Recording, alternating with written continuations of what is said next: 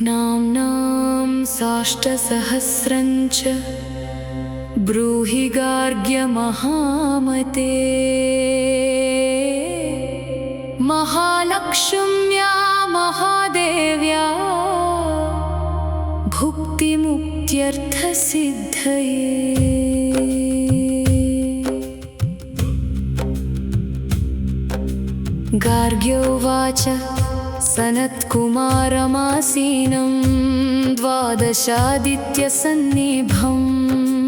अपृच्छन् योगिनो भक्त्या योगिनामर्थसिद्धये। सर्वलौकिककर्मभ्यो विमुक्तानां हिताय वै भुक्तिमुक्तिप्रदं जप्यमनुब्रूहि दयानिधे। सनत्कुमार भगवन् सर्वज्ञो हेसि विशेषतः आस्तिक्यसिद्धये नृणां क्षिप्रधर्मार्थसाधनम्। खिद्यन्ति मानवाः सर्वे धनाभावेन केवलं सिद्ध्यन्ति धनिनो ह्यन्यस्य नैव धर्मार्थकामना। दारिद्र्यध्वंसिनी नाम केन विद्या प्रकीर्तिता। केन वा ब्रह्मविद्यापि केन मृत्युविनाशिनी। सर्वा संसारभूतैका विद्यानां केन कीर्तिता। प्रत्यक्षसिद्धिदा ब्रह्मन्तामाचक्ष्वदयानिधे। सनत्कुमार उवाच साधु पृष्टं महाभागाः सर्वलोकहितैषिणः। महतामेष धर्मश्च नान्येषामिति मे मतिः। ब्रह्म विष्णु महादेव महेन्द्रादिमहात्मभिः सम्प्रोक्तं कथयाम्यद्य लक्ष्मीनाम सहस्रकम्। यस्योच्चारणमात्रेण दारिद्र्यान्मुच्यते नरः। किं पुनस्तज्जपाज्जापि सर्वेष्टार्थानवाप्नुयात्। अस्य श्रीलक्ष्मी दिव्यसहस्रनामस्तोत्रमहामन्त्रस्य आनन्दकर्दमचिक्लीतेन्दिरासुतादयो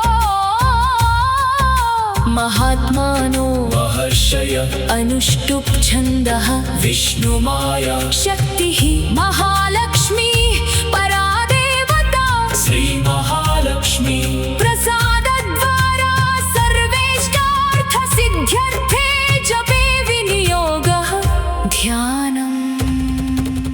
पद्मनाभप्रियां देवी पद्माक्षीं पद्मवासिनी। पद्मवक्त्रां पद्महस्तां वन्दे पद्मामहर्निशम्।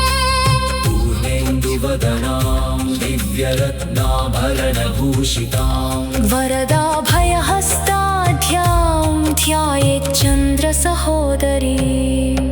इच्छारूपां भगवतः सच्चिदानन्दरूपिणीं। सर्वज्ञां सर्वजननीं विष्णुवक्षस्थलालयां। दयालुमनिशं ध्यायेत् सुखसिद्धि स्वरूपिणी। स्तोत्रम्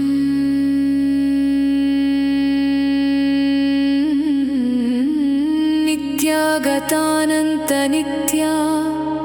नन्दिनी जनरञ्जनी।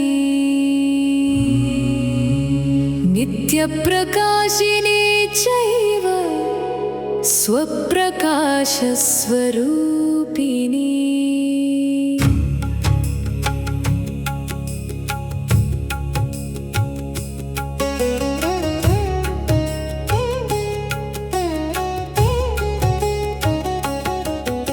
महालक्ष्मीर्महाकाली महाकन्या सरस्वती। भोगवैभवसन्धात्री भक्तानुग्रहकारिणी। ईशावास्या महामाया महादेवी महेश्वरी। हृल्लेखा परमाशक्तिर्मातृका बीजरूपिणी। नित्यानन्दा नित्यबोधा नादिनी।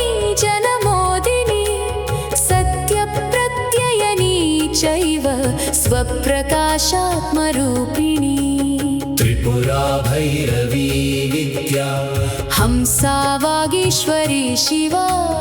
वाग्देवी च महारात्रि कालरात्रिस्त्रिलोचना भद्रकाली कराळी च महाकाली तिलोत्तमा काली कराळवक्त्रान्ता कामाक्षी कामदा शुभा चण्डिका चण्डरूपेशा चामुण्डा चक्रधारिणी त्रैलोक्यजयिनी देवी त्रैलोक्यविजयोत्तमा सिद्धलक्ष्मी क्रियालक्ष्मी मोक्षलक्ष्मी प्रसादिनी उमा भगवती दुर्गा चान्द्री दाक्षायणी शिवा प्रत्यङ्गिरा धरावेला लोकमाता हरिप्रिया पार्वती परमादेवी ब्रह्मविद्या प्रदायिनी अरूपा बहुरूपा च विरूपा विश्वरूपिणी पञ्चभूतात्मिका वाणी पञ्चभूतात्मिका परा काली मा पञ्चिका वाग्मी हविः प्रत्यधिदेवता देवमाता सुरेशाना देवगन्धायम्बिका धृतिः संख्या जातिः क्रियाशक्तिः प्रकृतिर्मोहिनी मही यज्ञविद्या महाविद्या गुह्यविद्या विभावरी ज्योतिष्मती महामाता सर्वमन्त्रफलप्रदा दारिद्र्यध्वंसिनी देवी हृदयग्रन्थिभेदिनी सहस्रादित्यसङ्काशा चन्द्रिका चन्द्ररूपिणी गायत्री सोमसम्भूतिः सावित्री प्रणवात्मिका शाङ्करी वैष्णवी ब्राह्मी सर्वदेव नमस्कृता सेव्य दुर्गा कुबेराक्षी करवीरनिवासिनी जया च विजया चैव जयन्ती चापराजिता कुब्जिका कालिका शास्त्री वीणा पुस्तकधारिणी सर्वज्ञशक्ति श्रीशक्तिर्ब्रह्म विष्णु शिवात्मिका इडा पिङ्गलिका मध्य मृणाली तन्तुरूपिणी यज्ञेशानी प्रथा दीक्षा दक्षिणा सर्वमुखिनी अष्टाङ्गयोगिनी देवी निर्बीज ध्यानगोचरा सर्वतीर्थस्थिता शुद्धा सर्वपर्वतवासिनी वेदशास्त्रप्रभा देवी षडङ्गादिपदक्रमा शिवा धात्री शुभानन्दा यज्ञकर्मस्वरूपी व्रतिनी मेनका देवी ब्रह्माणि ब्रह्मचारिणी एकाक्षरपरा तारा भवबन्धविनाशिनी विश्वम्भराधराधारा निराधारायधिकस्वरा राकाकुहूरमावास्या पूर्णिमा तनुमतिर्द्युतिः सिनीवाली शिवावश्या वैश्वदेवी पिशङ्गिला पिङ्पला च विशालाक्षी रक्षोऽग्निवृष्टिकारिणी दुष्टविद्राविनी देवी सर्वोपद्रवनाशिनी शारदा शरसन्धान सर्वशस्त्रस्वरूपिणी युद्धमध्यस्थिता देवी सर्वभूतप्रभञ्जनी अयुद्धा युद्धरूपा च शान्ता शान्तिस्वरूपिणी गङ्गा सरस्वती वेणी यमुना नर्मदा खगा समुद्रवसनावासा ब्रह्माण्डश्रोणिमेखला पञ्चवक्त्रा दशभुजा शुद्धस्फटिकसन्निभा रक्ता कृष्णा सिता पीता सर्ववर्णा निरीश्वरी कालिका चक्रिका देवी सत्या तु वटुका स्थिता तरुणी वारुणी नारी ज्येष्ठा देवी सुरेश्वरी विश्वंभराधरा कर्त्री गणार्गलविभञ्जनी सन्ध्या रात्रिर्दिवा ज्योत्स्ना कला काष्ठा निमेषिका उर्वी कात्यायनी शुभ्रा संसारार्णवतारिणी कपिला कीलिका शोका मल्लिका नवमल्लिका देविका नन्दिका शान्ता भञ्जिका भयभञ्जिका कौशिकी वैदिकी देवी सौरीरूपाधिकातिभा दिग्वस्त्रा नववस्त्रा च कन्यका कमलोद्भवा श्रीसौम्यलक्षणातीतदुर्गा सूत्रप्रबोधिका श्रद्धा मेधा कृति प्रज्ञा धारणा कान्तिरेव च श्रुतिस्मृतिर्धृतिर्धन्या भूतिरिष्टिर्मनीषिणी विरक्तिर्व्यापिनी माया सर्वमाया प्रभञ्जनी माहेन्द्री मन्त्रिणी सिंही चेन्द्रजालस्वरूपिणी अवस्थात्रय निर्मुक्ता गुणत्रय विवर्जिता ईषणात्रय निर्मुक्ता सर्वरोग विवर्जिता योगी ध्यानान्तगम्या च योगध्यानपरायणा त्रयी शिखा विशेषज्ञा वेदान्तज्ञानरूपिणी भारती कमला भाषा पद्मा पद्मवती कृतिः गौतमी गोमती गौरी ईशाना हंसवाहिनी नारायणी प्रभाधारा जाह्नवी शङ्करात्मजा चित्रघण्टा सुनन्दा शीर्मानवी मनुसंभवा स्तम्भिनी क्षोभिणी मारी भ्रामिणी शत्रुमारिणी मोहिनी द्वेषिणी वीरा अघोरा रुद्ररूपिणी रुद्रैकादशिनी पुण्या कल्याणी लाभकारिणी देवदुर्गा महादुर्गा स्वप्नदुर्गा विष्णुभैरवी सूर्यचन्द्राग्निरूपा च ग्रहनक्षत्ररूपिणी बिन्दुनादकलातीता बिन्दुनादकलात्मिका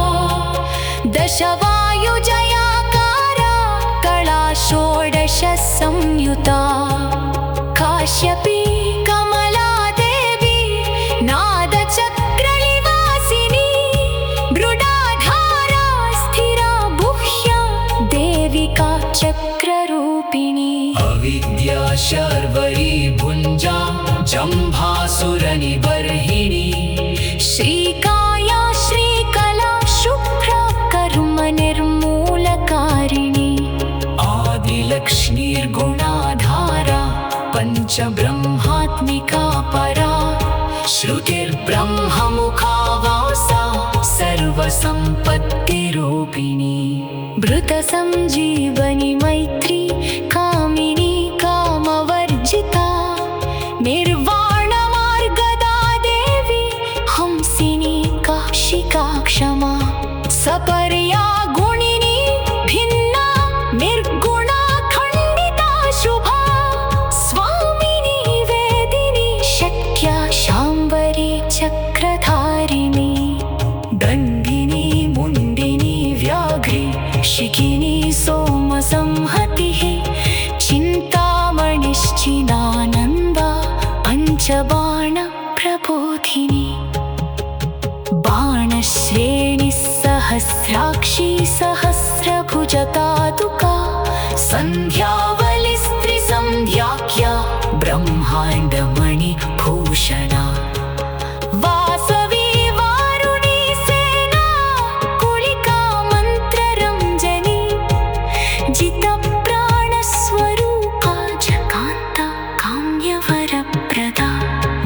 परब्रह्मण विद्यार्था नादरूपा हविष्मती आथर्वणि श्रुति शून्या कल्पनावरा सत्ता जातिः प्रमामेया प्रमितिः प्राणदा गतिः अवर्णा पञ्चवर्णा च सर्वदा भुवनेश्वरी त्रैलोक्यमोहिनी विद्या सर्वभर्तृक्षराक्षरा हिरण्यवर्णा हरिणी सर्वोपद्रवनाशिनी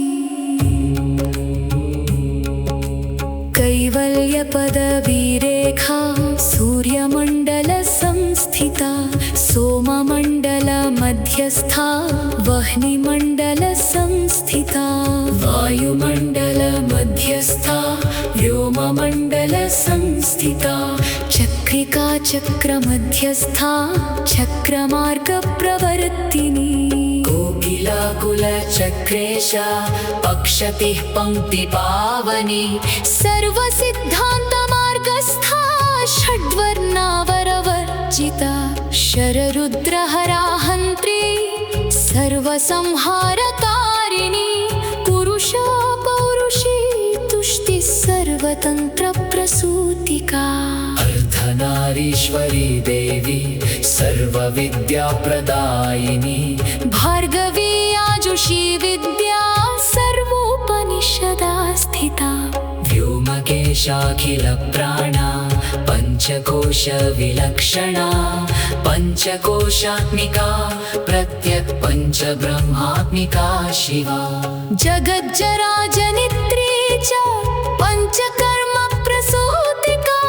वाग्देव्याभरणाकारा सर्वकाम्यस्थिता स्थितिः अष्टादश चतुष्षष्टिपीठिका विद्यया युता कालिका कर्षणश्यामा यक्षिणी किन्नरेश्वरी केतकी मल्लिका वेशोकवाराही धरणी ध्रुवा नारसिंही महोग्रास्या भक्तानामार्तिनाशिनी अन्तर्बला स्थिरा लक्ष्मीर्जरामरणनाशिनी श्रीरञ्जिता महाकाया सोमसूर्याग्निलोचना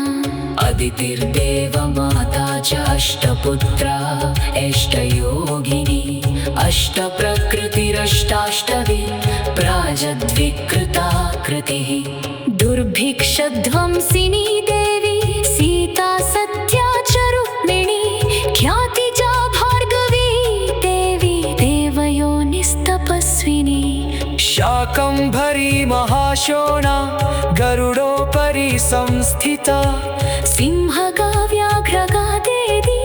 वायुगा च महात्रिका अकारादिक्षकारान्ता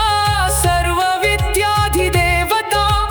मन्त्रव्याख्याननिपुणा ज्योतिषशास्त्रैकलोचना इरा पिङ्गलिका मध्या सुषुम्ना ग्रन्थिभेदिनी कालचक्राश्चर्योपेता कालचक्रस्वरूपिणी वैशारदीमदिश्रेष्ठा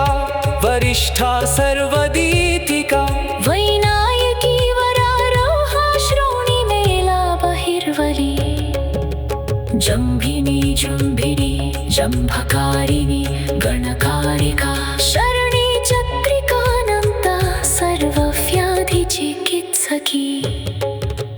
देवकी देवसंकाशा वारिधि करुणाकरा शर्वरी सर्वसम्पन्ना सर्वपापप्रभञ्जनी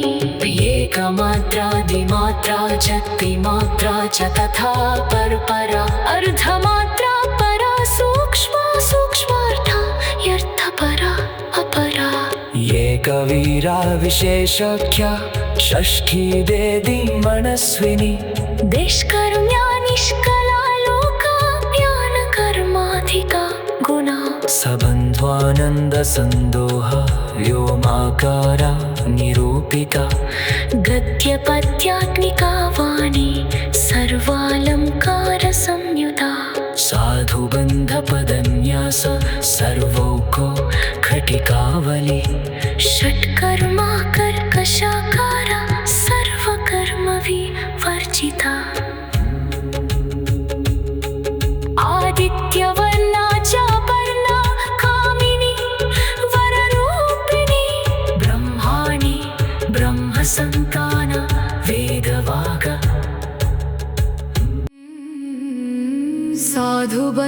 साधुबन्धपदन्यासा सर्वौको घटिकावलिः षट्कर्मा कर्कशाकारा सर्वकर्मविवर्जिता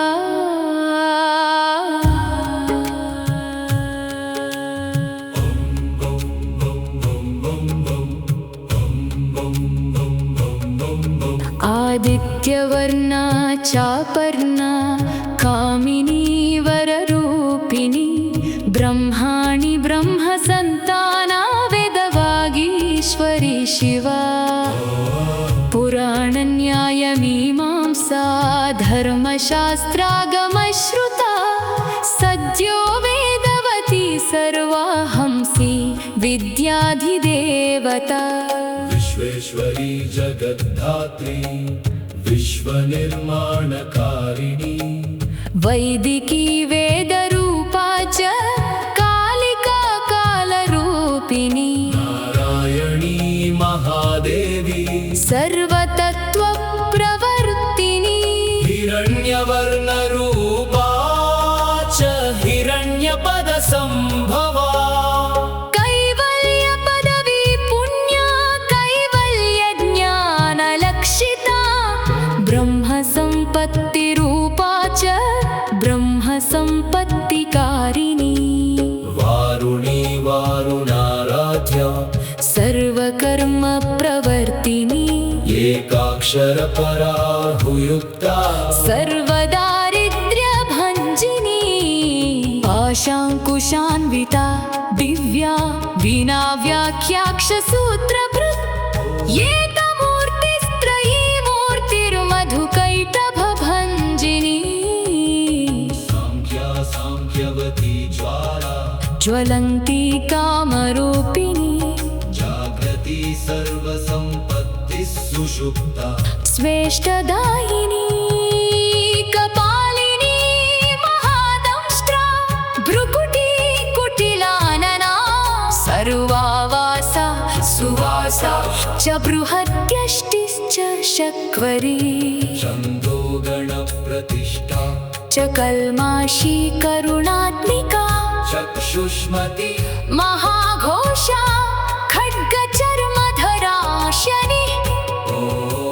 शिल्पवैचित्र्यविद्योता सर्वतो भद्रवासिनी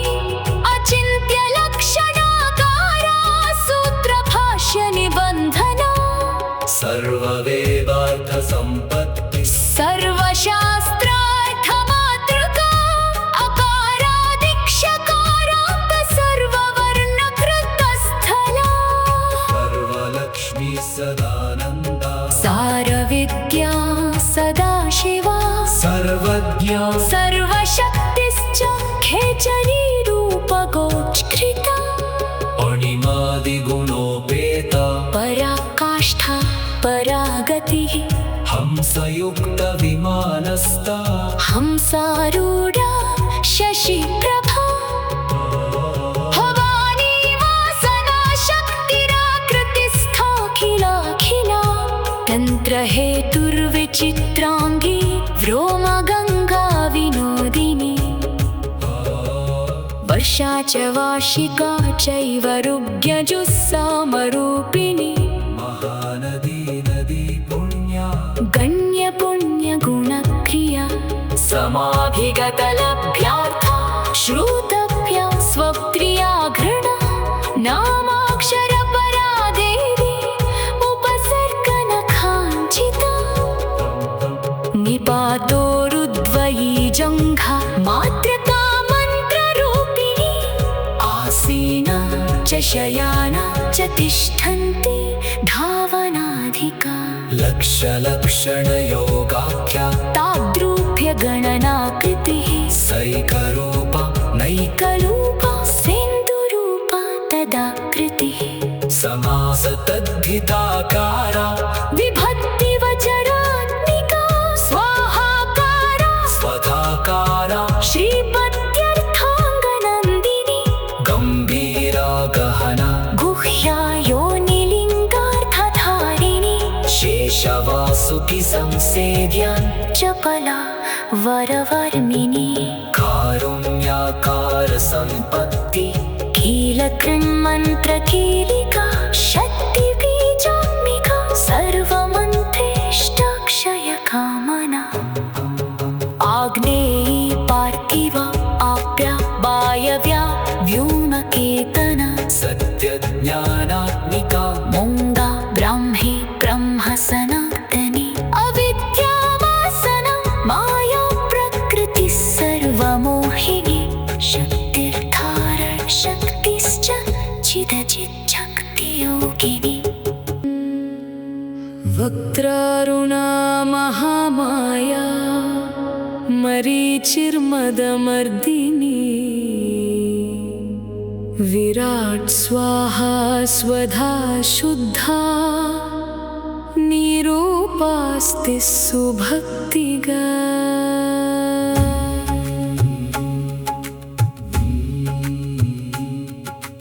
निरूपिता द्वयी विद्या नित्या नित्यस्वरूपिणी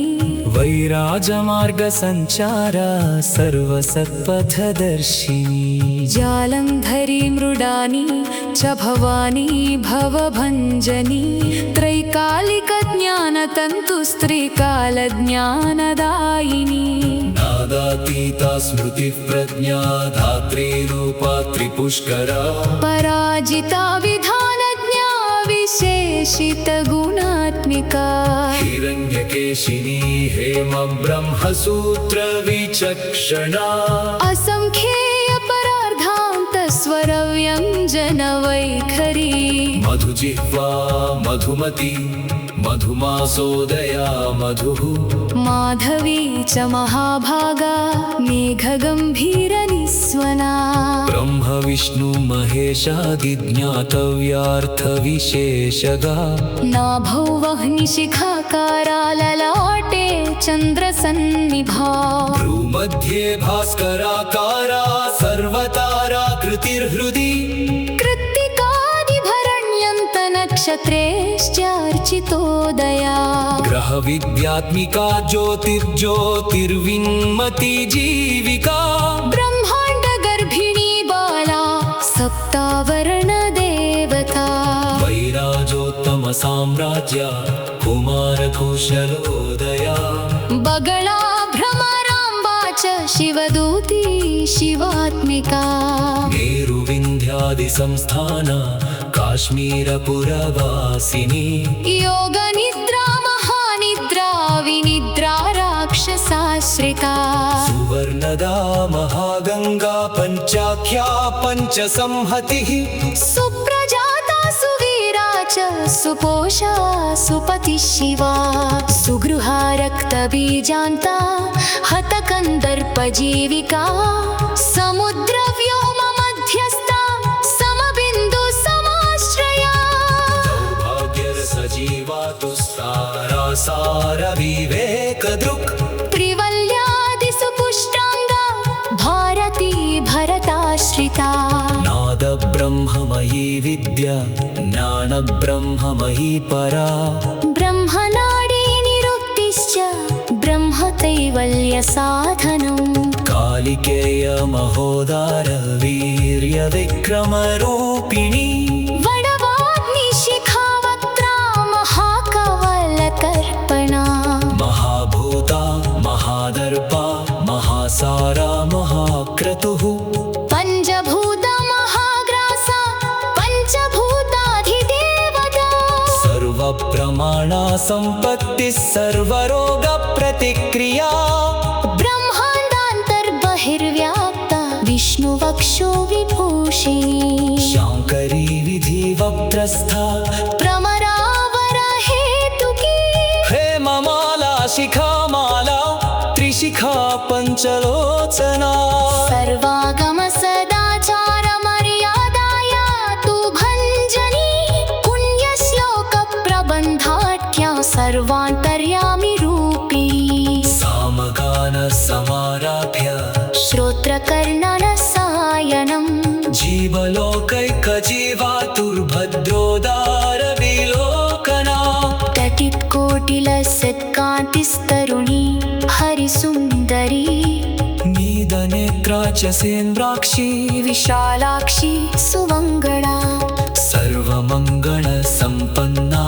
साक्षान्मङ्गलदेवता देहहृद्दीपिका दीप्तिर्जिह्वा पापप्रणाशी अर्धचन्द्रोलसंदंष्ट्रा यज्ञवाटी विलासिनी महादुर्गा महोत्साहा महादेव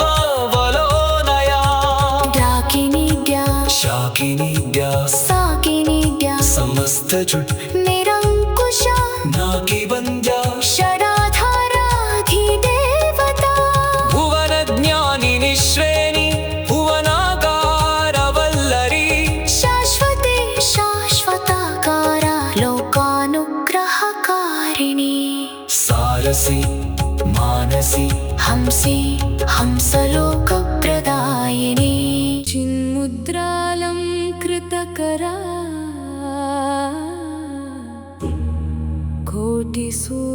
कोटिसूर्यसमप्रभा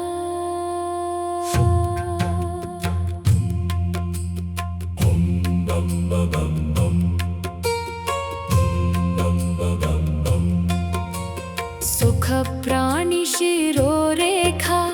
सददृष्टप्रदायिनी सर्वसाङ्कर्यदोषघ्नि ग्रहोपद्रवनाशिनी क्षुद्रजन्तुभयघ्नि च विषरोगादिभञ्जनी सदा शान्ता सदा शुद्धा गृहच्छिद्रनिवारिणी कलिदोष प्रशमनी कोलाहलपुरस्थिता गौरी लाक्षणिकी मुख्या जघन्याकृतिवर्जिता माया विद्या मूलभूता वासवी विष्णुचेतना वादिनी वसुरूपा च वसुरत्न परिच्छदा छान्दसि चन्द्रहृदया मन्त्रस्वच्छन्दभैरवी वनमाला वैजयन्ती पञ्चदिव्यायुधात्मिका पीताम्बरमयी चञ्चत् कौस्तुभाहरिकामिनी नित्या तथ्या रमा रामा रमणी मृत्युभञ्जनी ज्येष्ठा काष्ठा धनिष्ठान्ता शराङ्गी निर्गुणप्रिया मैत्रेया मित्रविन्दा च शेषकालाशया वाराणसी वासलभ्या चार्यावर्तजनस्तुता जगदुत्पत्ति संस्थान संहारत्रयकारणम् त्वमम्ब विष्णु सर्वस्वं नमस्ते अस्तु महेश्वरी नमस्ते सर्वलोकानां जनन्यै पुण्यमूर्तये सिद्धलक्ष्मीर्महाकाळी महालक्ष्मी नमोऽस्तु ते सद्यो जातादिपञ्चाग्निरूपा पञ्चकपञ्चकम् यन्त्रलक्ष्मीर्भवत्यादिराद्याद्येते नमो नमः सृष्ट्यादिकारणकारवितते दोषवर्जिते जगल्लक्ष्मी जगन्मातर्विष्णुपत्नी नमोऽस्तु ते नवकोटि महाशक्तिसमुपास्य पदाम्बुजे कनत्सौवर्णरत्नाढ्या सर्वाभरणभूषिते अनन्तानित्यमहिषी प्रपञ्चेश्वरनायकी अत्युत्तम क्षुरितपदान्तस्ते परमव्योमनायकी नागपृष्ठगताराध्ये विष्णुलोकविलासिनी वैकुण्ठराजमहिषी श्रीरङ्गनगराश्रिते रङ्गनायकी भूपुत्री कृष्णे वरदवल्लभे कोटिब्रह्मादिसंसेवे कोटिरुद्रादिकीर्तिते मातुलुङ्गमयं खेटं सौवर्णचषकं तथा पद्मद्वयं पूर्णकुम्भं कीरञ्च वरदाभये पाशमं कुशकं शङ्खं चक्रं शूलं कृपाणिकाम् धनुर्बाणौ चाक्षमालां चिन्मुद्रामपि बिभ्रति अष्टादशभुजे लक्ष्मीर्महाष्टादशपेठगे भूमिनीलादिसंसेव्ये स्वामी चित्तानुवर्तिनि पद्मे पद्मालये पद्मे पूर्णकुम्भाभिषेचिते इन्दिरेन्दिराभाक्षे क्षीरसागरकन्यके भार्गवित्वं स्वतन्त्रे च वशीकृतजगत्पथे मङ्गलं मङ्गलानां त्वं देवतानां च देवता त्वमुत्तमोत्तमानां च त्वं श्रेय परमामृतम् धनधान्याभिवृद्धिश्च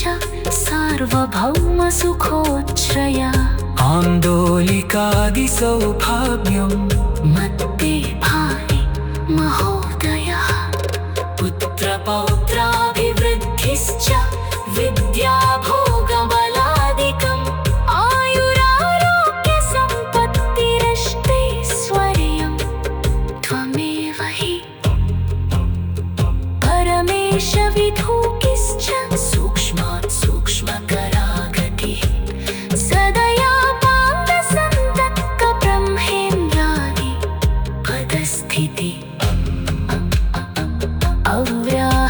अव्याहतमहाभाग्यं त्वमेवाक्षुभ्यविभ्यम समन्वयश्च देवानामविरोधस्त्वमेव हि निःश्रेयसपदप्राप्तिसाधनं फलमेव च श्रीमन्त्रराजराज्ञी च श्रीविद्याक्षेमकारिणी बीजजपसन्तुष्टा ऐं ह्रीं श्रीं बीजपालिका प्रपत्तिमार्गसुलभा विष्णुप्रथमकिङ्करी क्लीङ्कारार्थसवित्री च सौमङ्गल्याधिदेवता श्रीषोडशाक्षरी विद्या श्रीयन्त्रपुरवासिनी सर्वमङ्गलमाङ्गल्ये शिवे सर्वार्थसाधिके शरण्ये त्र्यम्बके गौरी नारायणि नमोऽस्तु ते पुनः पुनर्नमस्ते अस्तु साष्टाङ्गमयुतं पुनः सनत्कुमार उवाच एवं स्तुता महालक्ष्मीर्ब्रह्मरुद्रादिभिः सुरैः नमद्भिरार्तैर्दीनैश्च निःस्वत्वैर्भोगवर्जितैः ज्येष्ठाजुष्टैश्च निःश्रीकैः संसारात् स्वपरायणैः विष्णुपत्नी ददौ तेषां दर्शनं दृष्टितर्पणम् शरत्पूर्णेन्दुकोट्या भधवलापाङ्गवीक्षणैः सर्वान् सत्त्वसमाविष्टान् चक्रे हृष्टावरं गदौ महालक्ष्मीरुवाच नाम्नां साष्टसहस्रं मे प्रमादाद्वापि यः सकृत् कीर्तयेत्तत्कुले सत्यं वसाम्याचन्द्रतारकम्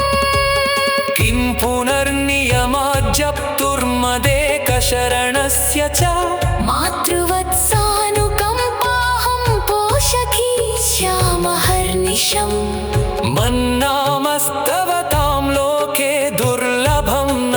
चिन्तितं मत्प्रसादेन सर्वे स्वस्वेष्टार्थमवाप्स्यथ लुप्तवैष्णवधर्मस्य मद्व्रतेष्वकीर्णिनः भक्तिप्रपत्तिहीनस्य वन्द्यो नाम्नांस्तवोऽपि मे तस्मादवश्यं तैर्दोषैर्विहीनः पापवर्जितः जपेत् साष्टसहस्रं मे नाम्नां प्रत्यहमादरात्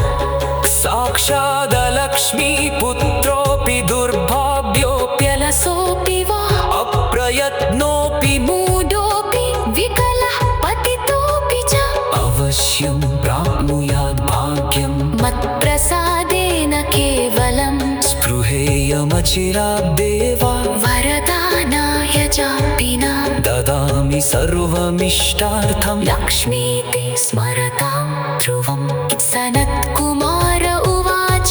इत्युक्त्वा अन्तर्दधे लक्ष्मीर्वैष्णवी भगवत्कला इष्टापूर्तं च सुकृतं भागधेयं च चिन्तितं स्वं स्वं स्थानं च भोगं च विजयं लेभिरे सुरा तवेतत् प्रवदाम्यद्य लक्ष्मीनाम सहस्रकं योगिनः पठत क्षिप्रं चिन्तितार्थानवाप्स्यथ गार्ग्य उवाच सनत्कुमारो योगीन्द्र इत्युक्त्वा सदयानिधिः अनुगृह्य ययौ क्षित्रं तांश्च द्वादश योगिनः तस्मादेतद्रहस्यं च गोप्यं सत्यं प्रयन्नतः अष्टम्यां च चतुर्दश्यां नवम्यां भृगुवासरे पौर्णमास्याममायां च पर्वकाले विशेषतः जपेप नित्यकार्येषु सर्वान् कामान् अवाप्नुयात् इति श्रीस्कन्दपुराणे सनत्कुमारसंहितायां लक्ष्मीसहस्रनाम स्तोत्रं सम्पूर्णम्।